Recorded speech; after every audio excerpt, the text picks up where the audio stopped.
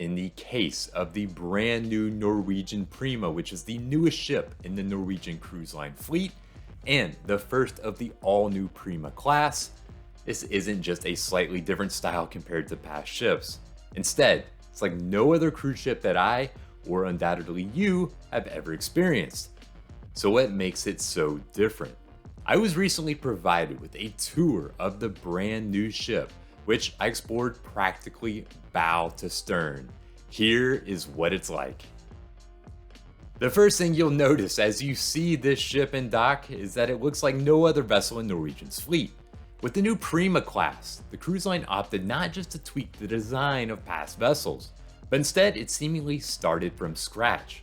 In fact, apart from the famous hull painting that is a staple across the entire Norwegian fleet, you wouldn't recognize the ship as being from Norwegian Cruise Line. From the vertical bow to the back half of the ship that sweeps in on either side, offering more deck space for the lower decks, which are closer to the ocean, there are some major design changes to the exterior of the ship. As well, NCL has made another move that's nearly unseen in cruising today.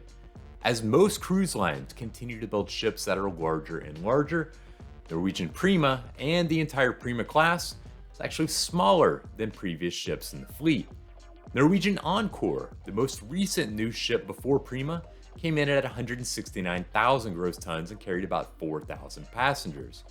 For comparison, Prima is about 143,000 gross tons and carries 3,100 passengers. But you wouldn't notice the size difference unless the two ships sat next to each other. There is no doubt that sitting at the port, Prima is still a very large cruise ship. Stepping aboard Norwegian Prima for the first time, you quickly realize that the changes with a new class of ship don't just apply to its size or the hull style. Having sailed on dozens of cruise ships, including the major cruise lines and a number of NCL vessels across different classes, Prima is like nothing else that I have seen. The first thing that you'll notice upon entering, and throughout the entire ship really, is how stylish all the design choices are everywhere that you go. The colors, they're modern and calming. There are different textures everywhere that give the ship a really high-end feel, and there's hardly a straight line anywhere aboard the vessel.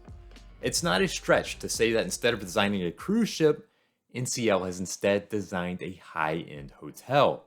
The style, it would match right in with the nicest hotels you find anywhere on land, and frankly, it's nicer and more stylish than any cruise ship that I've been on. As just a single example, consider outdoor seating. Now, you head on most cruise ships, and your options for sitting outside include row after row of blue deck chairs. It's not the case on Prima. Sure, there are deck loungers, but there are also day beds, swinging chairs, tables with chairs, and outdoor sofas. So no matter how you want to relax, you can do it that way. The other major change with Prima is that there's been a lot of thought put into making a large ship feel boutique with its space. A normal cruise ship has lots of wide open spaces, such as the pool deck, or the main lobby, or the dining rooms. But throughout this ship, it's been designed to make things feel much more cozy. Take the main dining room in the back of the ship, Hudson's. Instead of a massive dining area with hundreds of tables across a massive room, it's designed around the curve of the ship.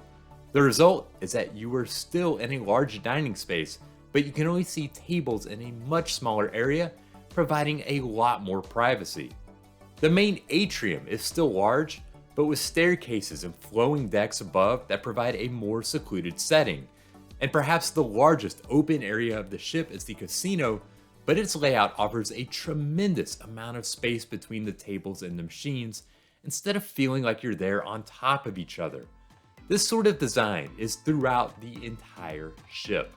There's hardly any spot that's a wide open space or a massive room. Even the theater is modest by cruise ship standards. I've discussed a number of areas around Norwegian Prima, but let's dive into what you can expect with the major highlights. The Penrose atrium on Norwegian Prima is a bit different than what you'll find on any other ship. Going between decks 6 through 8 it's not near as wide open as you might be used to. Instead, it's much more intimate with lots of different spots to sit and have a private conversation and a drink. Head up near the Starbucks on deck 7 and you'll have floor to ceiling windows and even a glass ceiling to give you sweeping views of the water.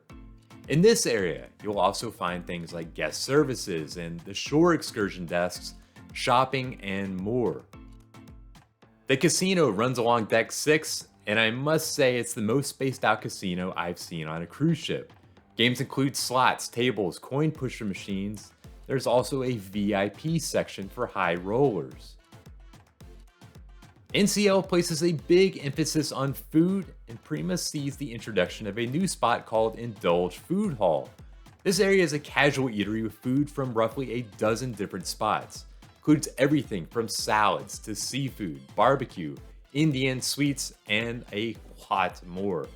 No matter what you like, there will be something for you to eat. Sit down, order from the tablet on your table, and the food is brought out to you. In addition, there are any number of restaurants on this ship.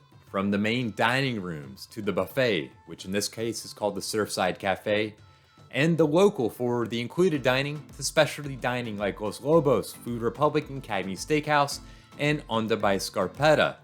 Those are an extra charge. Now, I mentioned that Prima's back half of the ship is cut in from the hull. This provides a wide area on deck 8 where you can get outdoors much closer to the ocean than on other ships. Here there's the Ocean Walk, which takes you out over a glass walkway that looks down onto the water below. There's the Concourse, which is an outdoor sculpture garden. And then there's Ocean Boulevard. Think of this as a second pool deck, really. It's wide on both sides of the ship with plenty of seating. There's also Infinity Beach with 2 relatively small infinity pools to take in the views of the water, and even day beds sitting on islands around own little pools of water. Head upstairs to deck 17 and you'll find the pool deck, but it's a big change from what you might be used to seeing. In short, if you're expecting a large, wide open pool deck, then it is far from it. In fact, it might be the smallest one that we've seen on a major ship. The pool itself, it's in line with the size that you might find on other cruise ships, but seating around it is significantly smaller. There are also infinity edge hot tubs and a poolside bar. Near the pool deck, you'll find the kids' water park with a number of spots for parents to lounge while the little ones play in the water. On the other side of a massive partition is a large sun deck for those who want to get some rays, but don't need to be at the pool or the kids' water park. As well, there is also the Wave Water Slide, a raft slide that takes you out over the edge of the ship for those wanting an adrenaline rush. The aft area of deck 18 is where you can plan your kids will want to spend the most time on Prima. Of course, the big draw is the 3-level Prima Speedway, where you can drive go-karts while at sea. It's $15 a ride.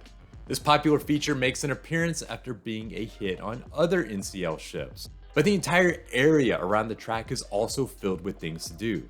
There are dry slides like the Rush that loop down 10 stories to Ocean Boulevard. The stadium has a lot of free-to-play games like shuffleboard, ping pong, and even beer pong, though beer is optional. New to Prima is the Bullseye, which are private booths for playing darts, priced at $40 for 50 minutes. And then there's Tea Time, which is a mini golf course like you've never seen.